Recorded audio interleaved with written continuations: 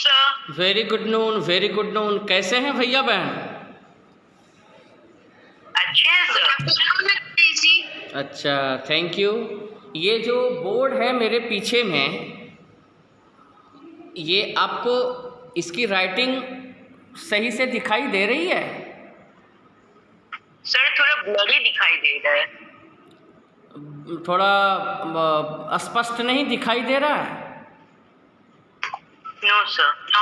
अच्छा, उल्टा तो नहीं दिख रहा है? नो सर, सीधा दिख रहा है। अच्छा, ठीक है, बताइएगा।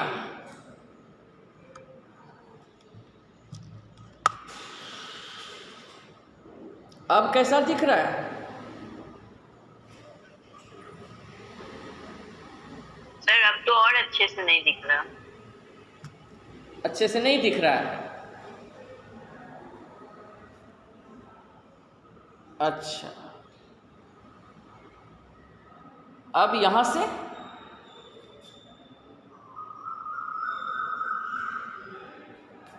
दिख रहा है। अब दिख रहा अब है? दिख रहा है सर। Yes sir. दिख रहा है? Yes sir. अच्छा, यस आचार्य जी। ठीक ठीक। Good afternoon sir. Good noon, good noon. ठीक, तो पूरा बोर्ड दिख रहा है ना? Yes sir, board is visible. Yes sir. ठीक, थैंक यू, थैंक यू।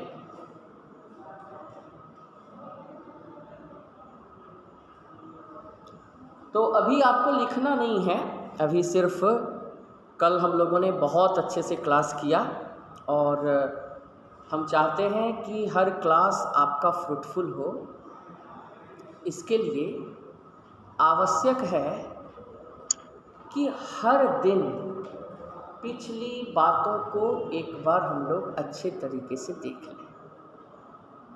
भैया बहन, यह याद रखना ज़रूरी है कि 9 में जितने भी चैप्टर हम लोग पढ़ रहे हैं, whatever the chapters we are supposed to read in class 9, ये सब के सब 10th में भी रिपीट होने वाले हैं। ये मैं हर कक्षा में एक बार आपको ज़रूर बता देता हूँ, हर कक्षा में एक बार आपको बता देता हूँ। और इसलिए बता देता हूँ क्योंकि ये चुनावी राजनीति का जितना चीज़ अभी हम लोग स्क्रीन पर देख रहे हैं या आगे पढ़ेंगे या कल के क्लास में आपने पढ़ा, ये सब के सब राजनीतिक दल वाले चैप्टर में, यानी क्लास 10 में जब जाएंगे तो इसी चीज़ों को राजनीतिक दल वाले चैप्टर में हूबहू फिर से पढ़ेंगे। इसका मतलब ये हुआ भैया बहन कि 9 कक्षा में तो ये काम देगा ही, 10th में भी काम करने वाला है। तो एक बार हम लोग जैसा करते रहे हैं, हमारे सभी पंक्चुअल भैया बहन हैं, कक्षा में नियमित आते हैं, तो कल हम लोगों ने चुनावी राजनीति से 4 कॉन्क्लूजन्स निकाले थे और वो 4 कॉन्क्लूजन में पहला था लोकतंत्र में चुनाव क्यों चाहिए। था ना? आप सबको याद है ना? यस सर, लिखे भी हैं। हाँ, सब लोग आए थे। जीवेश भैया भी कल थे, आदित्य आनंद भैया भी थे, देव भैया भी थे। हाँ, प्राची बहन नहीं आई थी तो आज वो भी आ गई है। और कुछ लोग जो कल थे वो भैया बहन लगता है आज क्लास ज्वाइन नहीं कर पाए हैं, लेकिन क्लास एक भी नहीं छोड़ना चाहिए भैया बहन। क्यों? क्योंकि एक कड़ी अगर टूट जाएगी, ऐसे क्या होगा कि क्वेश्चंस आप नहीं भी सब तैयार करके जाएंगे तो भी एग्जामिनेशन में सारी चीज़ें, ऑल द थिंग्स आपके मेमोरी में खुद ब खुद आ जाएगा। ये मेरा मानना है। इसलिए भैया बहन यह ज़रूरी है कि आप इन चीज़ों को खूब बढ़िया से थोड़ा थोड़ा करके ही तो मैं बता रहा हूँ। और उन थोड़ी थोड़ी चीज़ों को आप आराम से जान सकते हैं। तो जो पहला पॉइंट निकल करके आया था, वो पहला पॉइंट क्या निकला था कि लोकतंत्र में हमें चुनाव क्यों चाहिए। इसमें 3 पॉइंट मैंने बताया था, लिखा भी दिया था आपको। तो भैया एक एक करके उस पॉइंट्स को आप बोलेंगे तो मैं ज़रा सुनूं कि आप उन सभी चीज़ों को बढ़िया से जान चुके हैं। लोकतंत्र सर पहला पॉइंट हम बोले के लिए चुनाव आवश्यक है। हाँ, सरकार एवं नीति के निर्माण हेतु चुनाव आवश्यक है। बहुत अच्छा, बहुत अच्छा। दूसरा भैया बोलेंगे, भैया बोलेंगे। कानून के निर्माण के लिए चुनाव आवश्यक है। सरकार एवं निजी निर्माण के लिए चुनाव आवश्यक है। कौन सी पार्टी देश पर राज करेगा, उनके चयन के लिए चुनाव आवश्यक है। बहुत सुंदर, बहुत अच्छा। तो आपको पूरा तौर पर ये याद है और आप पूरे तौर पर टच में हैं। It is very pleasureful. बहुत अच्छा भैया बहन। आज हम लोग वो जो दूसरा निष्कर्ष निकल करके आया, और वो दूसरा निष्कर्ष निकल करके क्या आया, चुनाव को लोकतांत्रिक कैसे बनाया जा सकता है। What makes an election democratic? What makes an election democratic? चुनाव जरूरी भी है। चुनाव नहीं होगा तो विधायिका का गठन नहीं होगा। विधायिका 2 है, एक केंद्रीय विधायिका, एक राज्य विधायिका। केंद्रीय विधायिका को हम संसद के नाम से जानते हैं और राज्य विधायिका को हम राज्य विधान मंडल के नाम से जानते हैं। Okay, central legislature is known as the केंद्रीय विधायिका। केंद्रीय विधायिका को सेंट्रल लेजिस्लेचर बोले, और सेंट्रल लेजिस्लेचर का ही हमारे देश में नाम है पार्लियामेंट। अब देखिए भैया बहन कि अपने यहाँ के सिस्टम में चुनाव के बाद कौन कौन से संगठन बनते हैं। 2 चुनाव होते हैं, एक केंद्रीय विधायिका के गठन के लिए, एक राज्य विधायिका के गठन के लिए।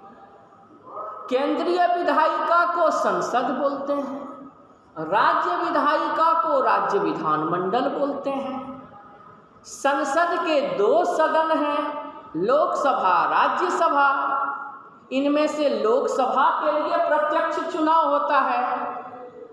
राज्य विधानमंडल में के भी 2 सदन हैं, विधानसभा, विधान परिषद। विधानसभा के लिए प्रत्यक्ष चुनाव होता है। तो भैया बहन बड़े सिंपल ढंग से हम समझ सकते हैं कि अगर चुनाव होंगे ही नहीं तो लोकसभा का निर्माण नहीं होगा, राज्यों में विधानसभा का गठन नहीं होगा, राज्यों में विधानसभा नहीं बनेंगे तो राज्यसभा का गठन नहीं होगा, क्योंकि राज्यसभा के सदस्यों के चुनाव में राज्य विधानसभा के सदस्य भाग लेते हैं। तो विधानसभा ही नहीं बनी तो राज्यसभा कैसे बनेगी। इसलिए भैया बहन चुनाव का संपन्न होना अच्छी एवं कामकाजी विधायिका के निर्माण के लिए आवश्यक है। तो भैया बहन आप सभी विद्वान भैया बहन हैं, हमको इस बात का पूरा विश्वास है। तो आपको मैं बड़े सरल ढंग से यह बताने की कोशिश की कि चुनाव जरूरी तो है, कल हम लोगों ने उस पर डिस्कशन किया, लेकिन आज व्यावहारिक रूप में हमने जाना कि चुनाव के उपरांत विधायिका का गठन यदि होता है तो विधायिका के किन किन सदनों का गठन होता है? तो एक लोकसभा का गठन हुआ, दूसरा राज्यों में विधानसभा का गठन हुआ। तो भैया बहन, हम समझते हैं कि हमारे आप लोग इसको खूब बढ़िया से अब जान चुके होंगे। अब जो दूसरा कंक्लूजन निकल करके आया था, मैंने कहा था कि पाठ पढ़ने के बाद 4 हाइलाइटिंग पॉइंट्स बने, 1, 2, 3, 4, और चारों का नाम भी मैंने कल लिखा दिया था आपको भैया बहन। तो उसमें से पहला कल देख चुके और आज इसमें से दूसरा देखेंगे, और वही दूसरा फैक्ट जो इस चैप्टर में निकल करके आया वो आया चुनाव को लोकतांत्रिक कैसे बनाया जा सकता है। What makes an election democratic? हम कैसे इसको बना सकते हैं लोकतांत्रिक? तो भैया बहन, ये क्वेश्चन भी आगामी परीक्षा के लिए ज़रूरी होगा और अपनी अंडरस्टैंडिंग के लिए भी ज़रूरी होगी, क्योंकि पूरा का पूरा चुनाव पर ही लोकतंत्र आधारित होता है। अगर लोकतंत्र को सुदृढ़ बनाना है तो सबसे पहला काम चुनाव बढ़िया से संपन्न कराना होगा। इसीलिए तो हमने कहा भी और लिखेंगे भी, चुनाव लोकतंत्र की धुरी है। Election is the axis of democracy, it is the centre point of democracy. लोकतंत्र का यह केंद्र बिंदु है और इसको हम लोगों ने देख भी लिया था। चुनाव होंगे तभी विधायिका बनेगी, विधायिका बनेगी तभी कार्यपालिका बनेगी, और कार्यपालिका बनेगी तभी न्यायपालिका का भी गठन होगा, क्योंकि कार्यपालिका ही नाम रेफर करता है कि सर्वोच्च न्यायालय के मुख्य न्यायाधीश कौन होंगे, सर्वोच्च न्यायालय के अन्य न्यायाधीश कैसे नियुक्त होंगे। कहने के को तो उनकी नियुक्ति राष्ट्रपति करते हैं, लेकिन राष्ट्रपति किसको नियुक्त करते हैं? राष्ट्रपति मंत्रिमंडल के द्वारा प्रेषित नामों पर ही अपनी मुहर लगाते हैं। यानी सरकार के जो 3 स्तंभ हुए, विधायिका, कार्यपालिका, न्यायपालिका, तीनों में से तीनों का गठन तभी संभव है जब एक अच्छा चुनाव संपन्न होगा। तो भैया बहन, चुनाव बढ़िया से बढ़िया कैसे संपन्न हो? चुनाव में अधिक से अधिक हमारे यहाँ चुनाव में क्या क्या समस्याएं हैं, अगर उन समस्याओं का जिक्र कर लेंगे, उनको दूर कर देंगे तो चुनाव लोकतांत्रिक बन जाएगा। इस क्वेश्चन का जवाब हम जो यहाँ लिखे हैं 1, 2, 3, 4, 5, इसको नहीं भी लिखेगा तो आप सिर्फ अगर ये समझ जाएंगे कि एक्चुअल में हम लोग सभी गांव देहात से संबंध रखते हैं, तो हम देखते हैं चुनाव को अपने सामने होते, देखते हैं कि किसी गांव में वोट लूट लिया गया, कमज़ोर लोगों को वोट नहीं देने दिया गया, जिसको जीतना चाहिए था उसको काउंटिंग में गड़बड़ी करके उसको पराजित कर दिया, और जो कुछ वोटों से हार रहा था उसको विजयी बना दिया।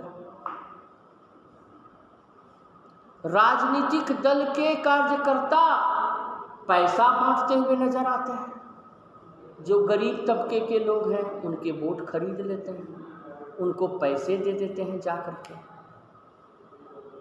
गरीब आदमी सोचता है खाने को मिल ही नहीं रहा था, अब इसको वोट अगर दे देंगे कल तो ये हमको 1000 रुपया देगा। परिवार में अगर 5 लोग हैं तो 5000 रुपये आ गए। ऐसे वोट देने जाते तो 1 भी रुपया नहीं मिलता। ऐसे हमको 5,000 रुपया दे रहा है। अब वो 5,000 रुपये में उसने अपने परिवार का वोट बेच दिया। लोकतंत्र आहत हो गया। Democratic norms, democratic principles have become isolated because the poor citizen does not know the actual value of his or her vote. Vote is precious, it is very costly, yet poor people, neglected section of the society, they are unknown about it. उनको ये मालूम ही नहीं है उनके vote की कितनी कीमत है, और इसीलिए 5,000 रुपीज़ में उन्होंने अपना वोट बेच दिया। भैया बहन, एक एक करके उसी तरह देखते हैं राजनीतिक दल जो उम्मीदवार खड़ा करते हैं।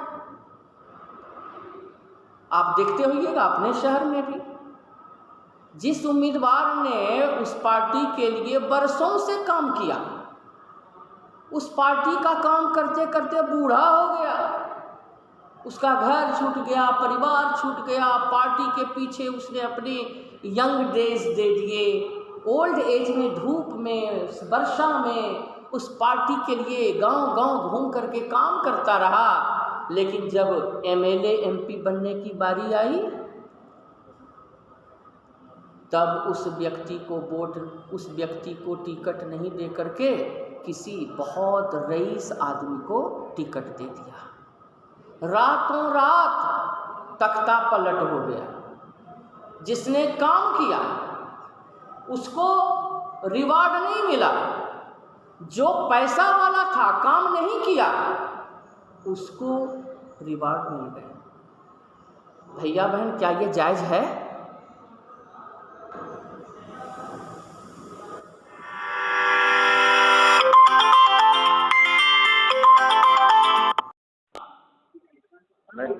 पंजन जी श्रीमान, जरा क्लास लेके आ रहे हैं श्रीमान, हाँ क्लास ले रहे हैं श्रीमान, आ रहे हैं। आई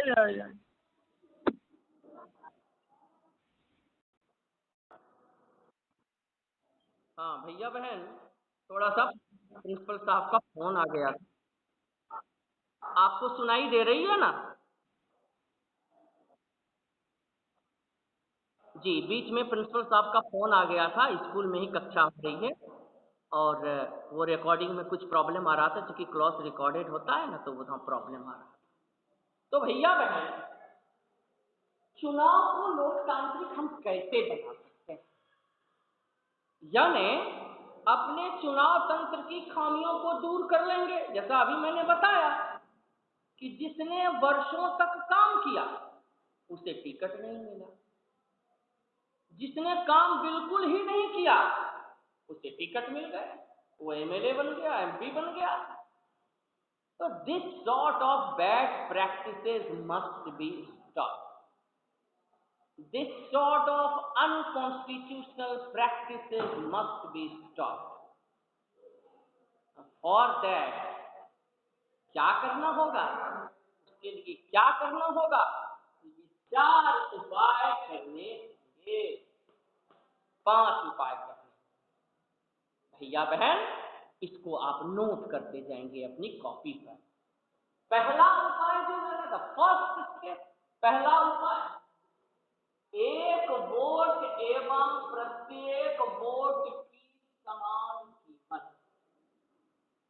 इसको अगर थोड़ा सा रिमॉडरेट कर दें, पहला पॉइंट को एक वोट के पहले अगर लिख दें, एक व्यक्ति एक वोट, एक व्यक्ति एक वोट, यानी कि हर व्यक्ति को एक ही वोट देने का अधिकार। हम जानते हैं ये इस चीज को, एक व्यक्ति एक वोट, ऐसा ही 1 person 1 vote, एक व्यक्ति एक ही वोट दे सकता है। अगर वो दोबारा वोट देने के लिए गया तो ये अनकॉन्स्टिट्यूशनल होगा। It is a type of crime. इसलिए 1 पर्सन 1 वोट और प्रत्येक वोट की समान कीमत। इसका मतलब ये हुआ भैया बहन कि अगर एक मोहल्ले में एक ठेला चलाने वाला व्यक्ति भी है और उसी मोहल्ले में एक करोड़पति आदमी है, दोनों के वोट की लोकतंत्र में समान कीमत है। ऐसा नहीं है कि गरीब आदमी के वोट का वैल्यू कम और अमीर आदमी के वोट का वैल्यू ज्यादा। ऐसा नहीं है, दोनों के वोट की समान कीमत है भैया। ऐसा होना भी चाहिए, ऐसा है, इसलिए चुनाव लोकतांत्रिक है। अगर ऐसा नहीं होता तो चुनाव लोकतांत्रिक नहीं होता। जहां ऐसा नहीं है वहां ऐसा होना चाहिए, यही तो बात है। दूसरा स्टेप भैया बहन, राजनीतिक दलों एवं उम्मीदवारों को चुनाव में भाग लेने का अधिकार हो। लिख लेंगे दूसरा पॉइंट भी। चुनाव को लोकतांत्रिक कैसे बना सकते हैं? पहला पॉइंट, एक व्यक्ति एक वोट, हर एक व्यक्ति के वोट की समान कीमत। दूसरा, हर एक राजनीतिक दल को, हर एक उम्मीदवार को चुनाव में भाग लेने का अधिकार। भैया बहन आप देखे होंगे, जिसको पार्टी टिकट नहीं देती है वो स्वतंत्र उम्मीदवार के रूप में खड़ा हो जाता है, इंडिपेंडेंट कैंडिडेट बन जाता है। आप देखते हो पतंग छाप, कुर्सी छाप, पंखा छाप, वो किसी पार्टी से नहीं है, लेकिन हम हैं, हम इस गांव में रहते हैं, इस शहर में रहते हैं, इलेक्शन लड़ सकते हैं। ये बहुत बड़ा अधिकार है भैया बहन, क्योंकि चीन में, पाकिस्तान में ऐसा नहीं है। चीन में स्वतंत्र उम्मीदवार को खड़ा होने का अधिकार ही नहीं। इसे सुनने में ये अधिकार बड़े छोटे लगते हैं, लेकिन ये बहुत महत्वपूर्ण अधिकार।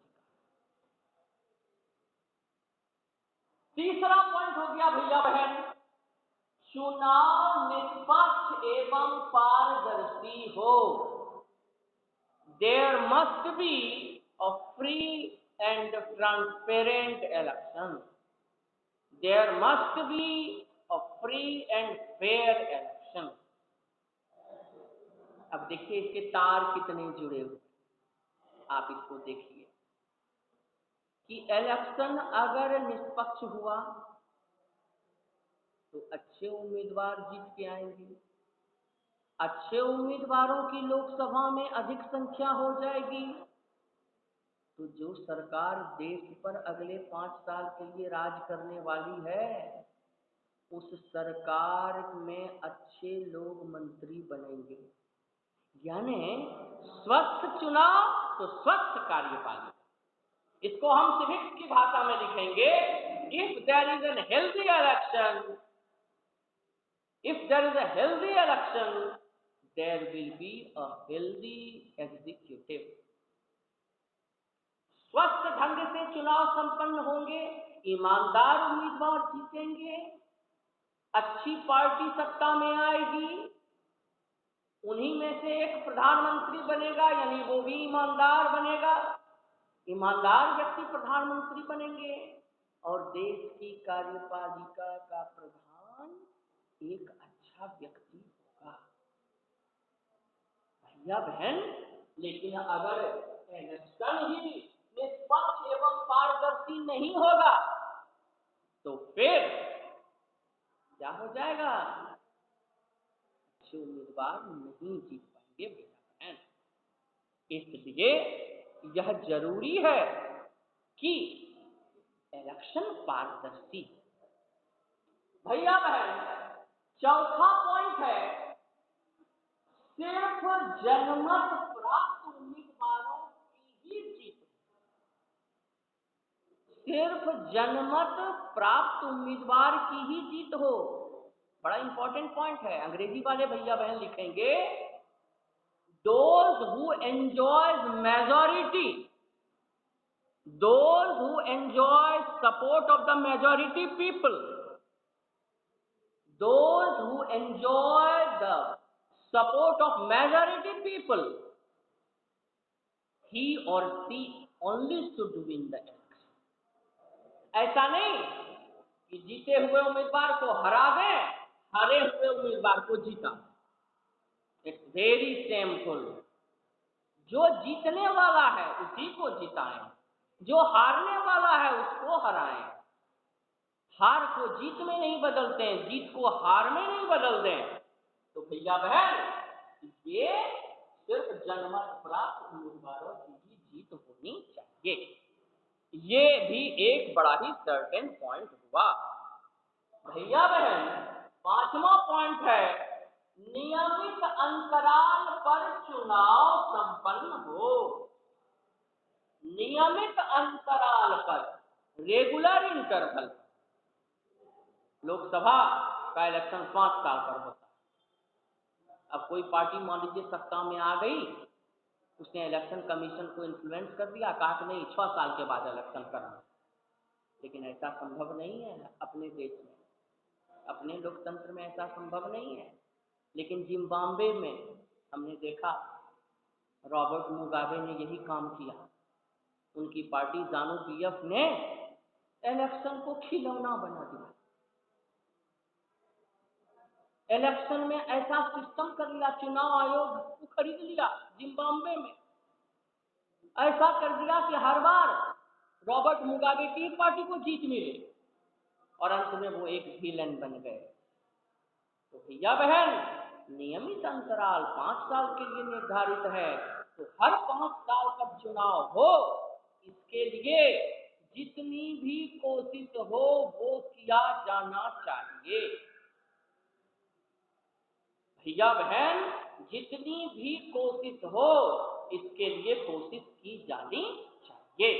अगर ऐसा नहीं होगा तो पूरा हमारा इलेक्शन सिस्टम डिस्टर्ब हो जाएगा और इससे लोकतांत्रिक प्रक्रियाएं बाधित हो जाएंगी और जिनको डिजर्विंग जो लोग हैं, यानी जो लोग जनता की सेवा करने के इच्छुक हैं, सरकार में आएंगे तो अच्छा काम करेंगे, उन्हें चुनाव जीतना चाहिए, वो नहीं जीत पाएंगे। और ऐसे लोग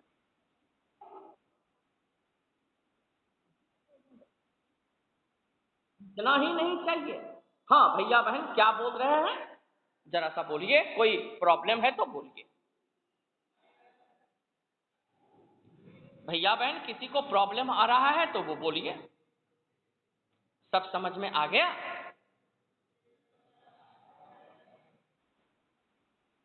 हाँ, किसी को आदित्यानंद भैया, अचल भैया, जिया बहन, देव भैया, हर्ष भैया, कहीं कोई डाउट है?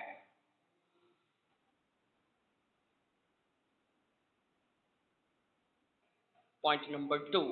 द पॉइंट नंबर 2 इज, राजनीतिक दलों एवं उम्मीदवारों को चुनाव में भाग लेने का अधिकार होना चाहिए।